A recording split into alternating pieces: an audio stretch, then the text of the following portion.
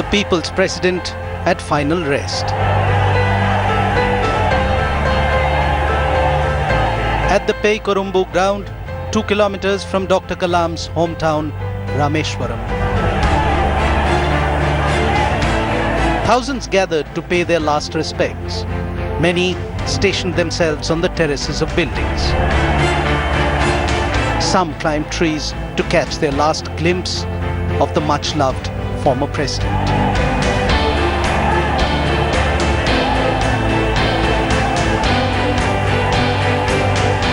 Prime Minister Narendra Modi saluted Dr. Kalam's tricolour-wrapped body.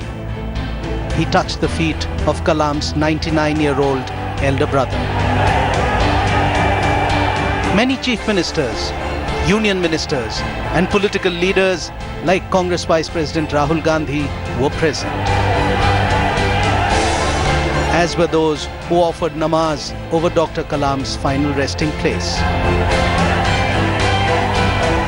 The traditional gun salute to the missile man rung out while the military band played the last post. The 3 service chiefs of the Indian Defence Forces saluted their former commander-in-chief. There were slogans and people waved the tricolour as a people's president was laid to rest.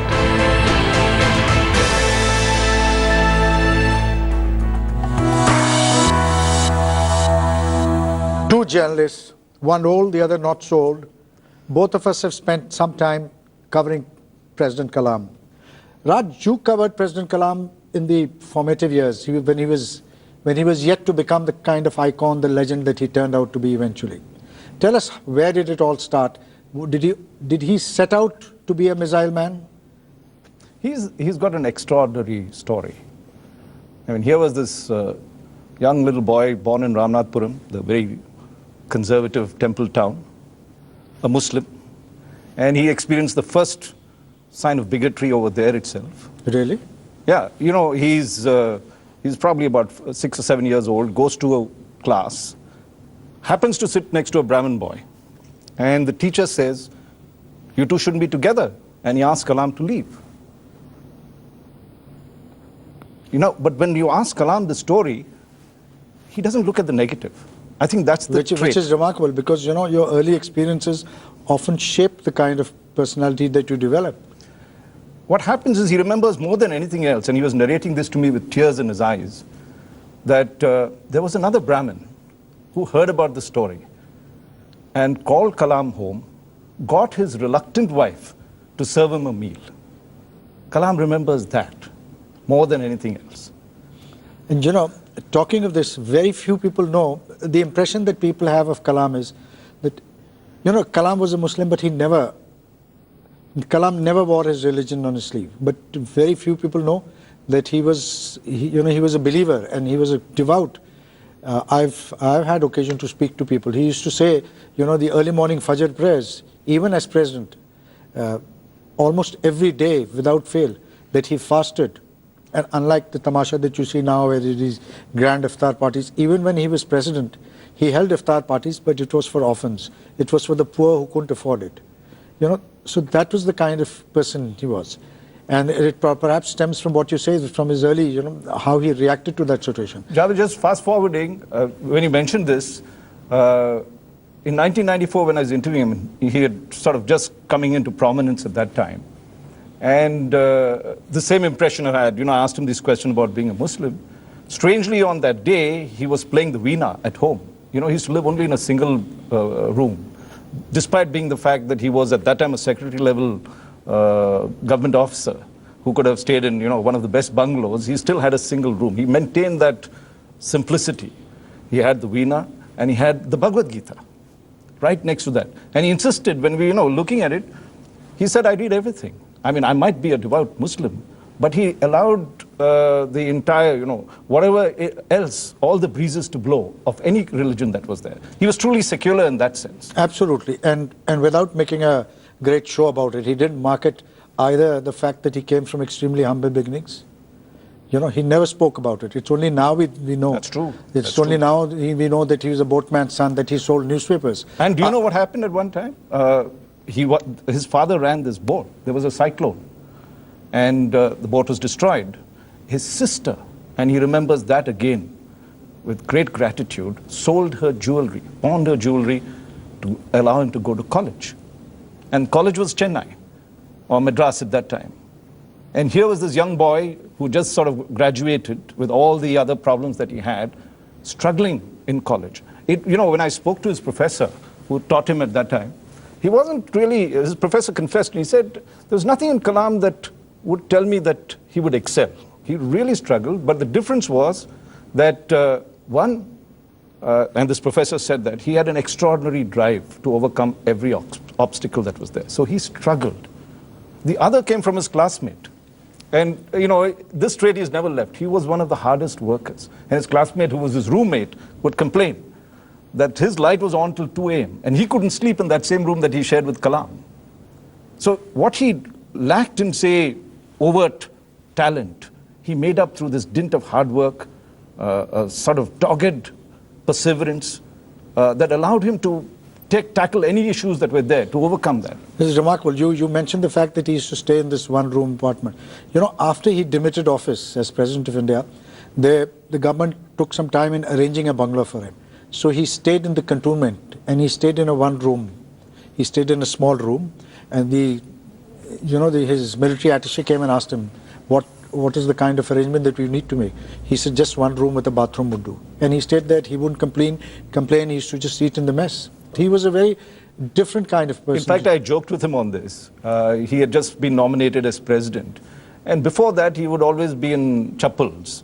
And he probably never had a suit. The only time, there was this story that he told me, that he was being feted in 1980 when he had launched India's first satellite launcher. A tremendous success at that point. And he was called by Mrs. Indira Gandhi and Satish Dhawan, who was the then chairman, to come and be felicitated. And he told Satish Dhawan, sir, I don't have a suit. What do I do? So Satish Dhawan, who was a tremendous person, he said, your success is your suit. You don't need it. And you'll be surprised that when Mr. Kalam died, all he possessed was 6 shirts, 4 trousers, and 3 suits, those Bandgala suits, because he was a great favorite, very popular on the lecture circuit, so he had to perforce wear.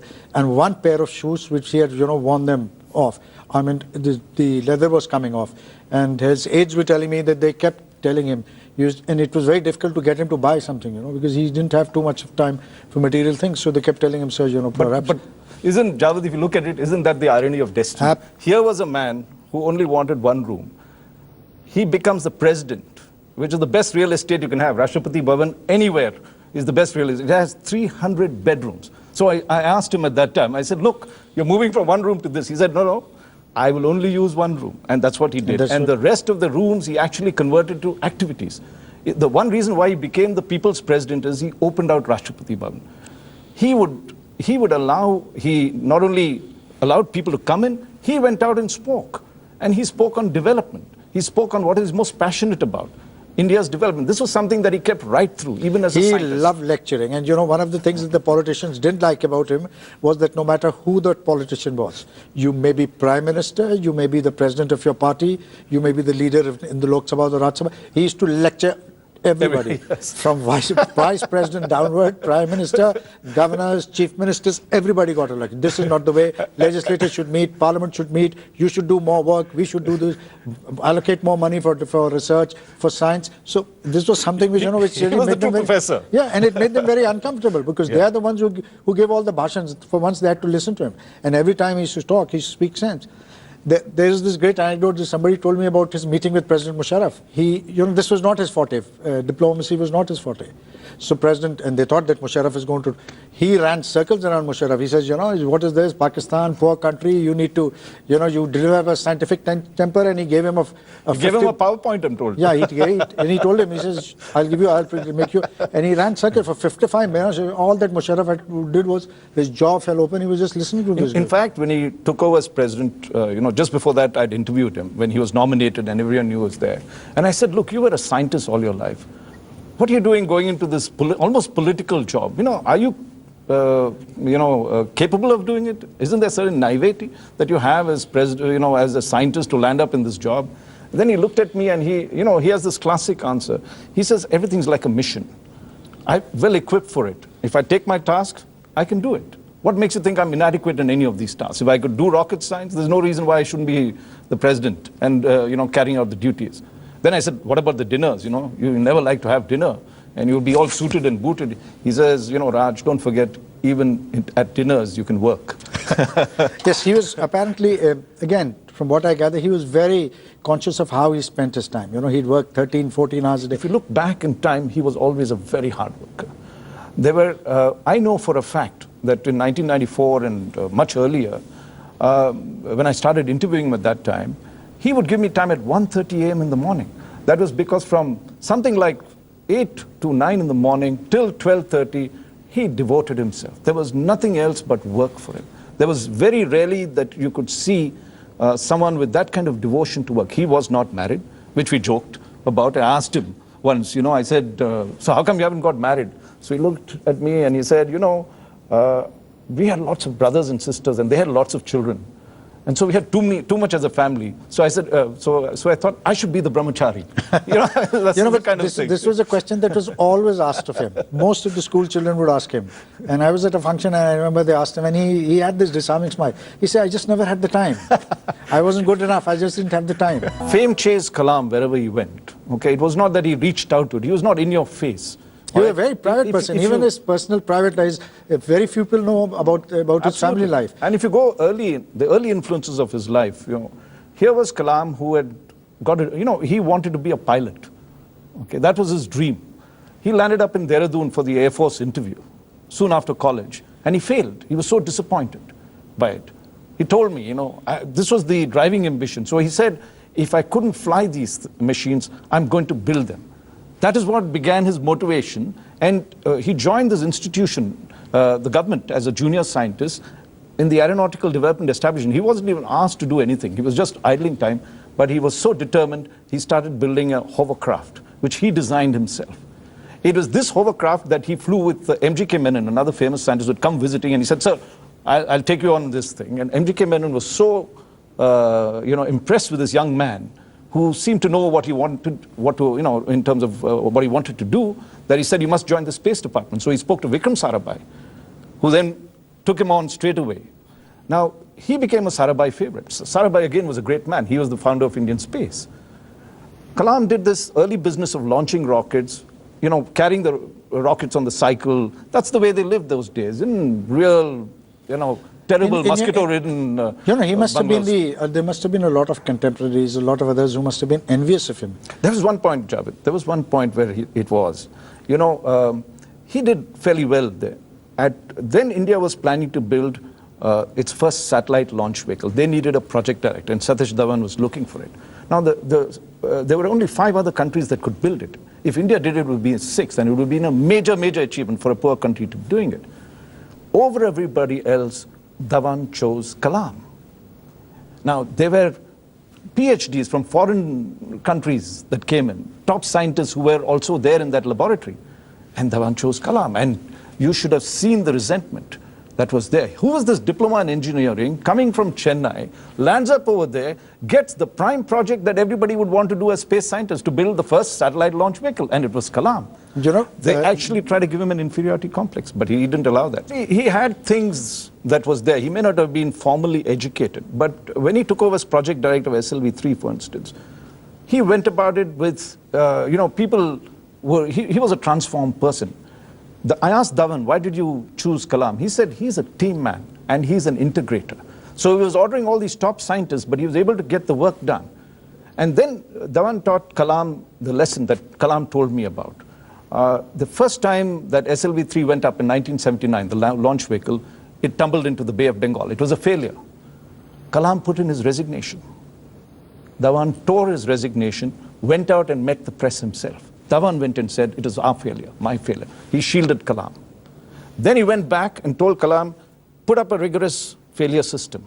Check everything that is there, every single component, and a spacecraft can be, 1,000 of them. Don't allow this thing. He did that rigor, came back.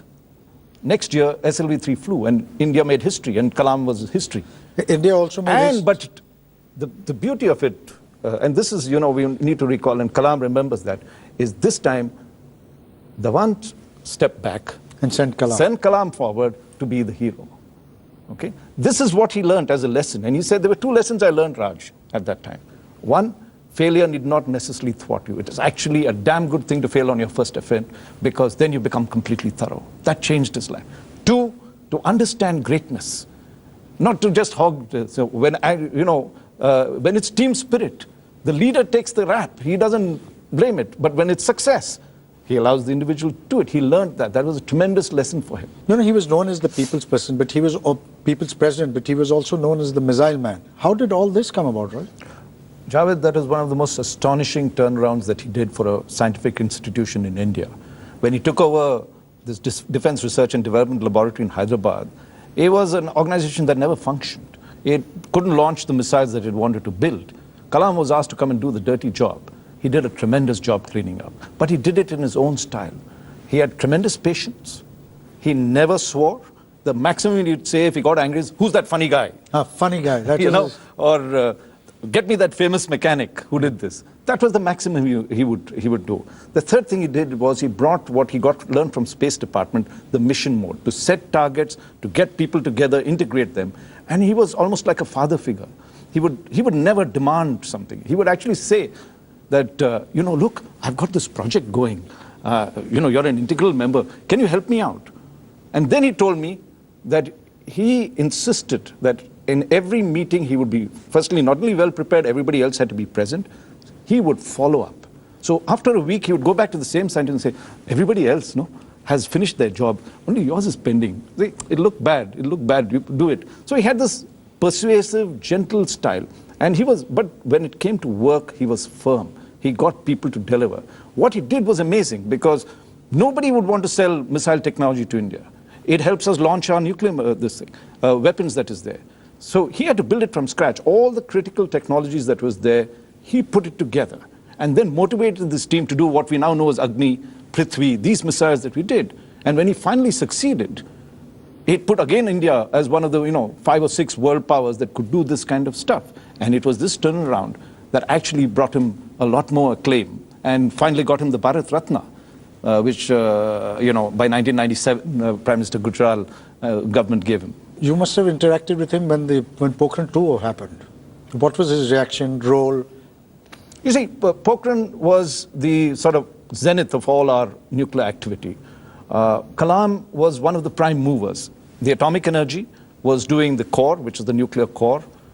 Kalam, as head of DRDO, was doing two things. One, the entire planning, staging, and everything else. And second, his team was putting the explosives, which he required to crush the core to bring it to critical mass, which then caused. But he was absolutely convinced, wasn't it, that India needed to go? He wanted it. He pushed. This was not the first time in 1998 that he pushed. He pushed in 1996. He said we have to have this weapon. And there's that famous quote of his that strength recognizes strength. No, and then what he told me, I had this. Here was this man who builds a space vehicle, right? That is for peace. In 1982 or so, he is asked to come and head the Defense Research Project, okay? And that was to build missiles, weapons of destruction. So I asked him, isn't this sort of odd for you? Yeah. Here is, you're building weapons, vehicles of peace, and you want to build weapons of war? So he says, not in my mind. If you look at India, for years we were subjugated for what reason? We never had the technology. Today, when I build these missiles, and they carry nuclear warheads, no nation can threaten us. No nation will dare attack us because we have this. And therefore, these are not weapons of war, these are weapons of peace. In fact, there's oxymoron became the title of my book, but this is the way he looked at it. He was fiercely, fiercely patriotic. There's a line from Wordsworth. Lives of great men remind us we can make our lives sublime. Departing leave behind us footprints in the sands of time. This is so true of President Kalam. He was a poet, Javed, and he said he did Agni. I think he lit the Agni in all of us. Absolutely.